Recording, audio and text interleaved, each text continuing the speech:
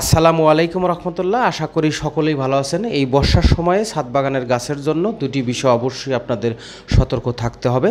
সেই দুটি বিষয় আপনাদের সঙ্গে আজকে শেয়ার করব। বর্ষার সময় অনবরত বৃষ্টি হলে টবের অতিরিক্ত পানি ধরে থাকে, সেই জন্য আপনাদের কিছু এক্সট্রা টবে ফুটো রাখতে হবে, যেগুলো বৃষ্টির পানি অথবা অতিরিক্ত পানি যেন খুব সহজেই ঝরে যায়, সেই জন্য অতিরিক্ত ফুটো রাখতে হবে। এবং এই বর্ষার সময় সেই ফুটোগুলো বন্ধ থাকে, সেই জন্য আপনাদের সেই টবের ফুটোগুলো ক্লিয়ার করে দিতে হবে, যেন খুব সহজেই সেই পানিগুলো অতিরিক্ত পানিগুলো ঝরে যায়। না হলে কিছু কিছু গাছ আছে সেগুলো মারা যাওয়ার সম্ভাবনাই বেশি, যেমন পেঁপে গাছ, লেবু গাছ, এগুলো খুব সহজেই মারা যায়।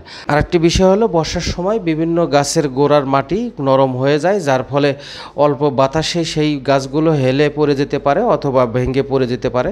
বিশেষ করে পেঁপে গাছ যদি থেকে থাকে, তো আমার ছাদ বাগানে বেশ কিছু পেঁপে গাছ রয়েছে, সেই পেঁপে গাছগুলোর গোড়ায় মাটি নরম হয়ে গিয়েছে, যার ফলে পেঁপে গাছগুলো নুয়ে পড়ছে, হেলে পড়ছে। সেই জন্য অবশ্যই আপনাদের এই সব গাছে যেগুলো অতিরিক্ত বড় হয় সেই সব গাছের খুঁটি দিতে হবে। এই একটি গাছ নতুন লাগানো হয়েছে, যার ফলে সেটা তেমন হালে নেই।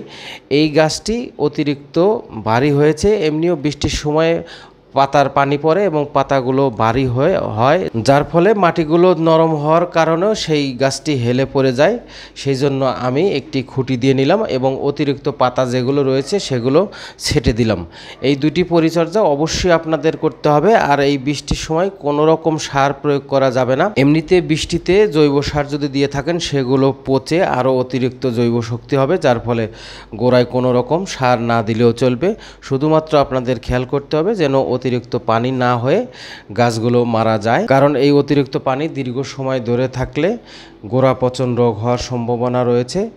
তাই আপনারা এই দুটি পরিচর্যা অবশ্যই করবেন। আর পেঁপের চারার ক্ষেত্রে ইতিপূর্বের ভিডিওতে জানানো হয়েছে, পেঁপের চারা প্রথম পর্যায়ে ছোট টবে দিলে সবচেয়ে ভালো হয়, কারণ ছেলে কি মেয়ে সেটা বোঝার জন্য ছোট টবে সবচেয়ে ভালো। যদি মেয়ে হয়ে থাকে তাহলে সেখান থেকে স্থায়ীভাবে অন্য জায়গায় স্থানান্তর করতে পারবেন, এই একটি সুবিধা। আরেকটি বিষয়, এতে করে পেঁপের চারাটি সুস্থ এবং সবল ছোটবেলা থেকেই হয়, যার ফলে দ্রুত ফলন বেশি। তো বন্ধুরা, আমার চ্যানেলের মূল উদ্দেশ্য হলো আপনাদের সঙ্গে ছাদ বাগানের বিভিন্ন পরামর্শমূলক ভিডিও শেয়ার করা।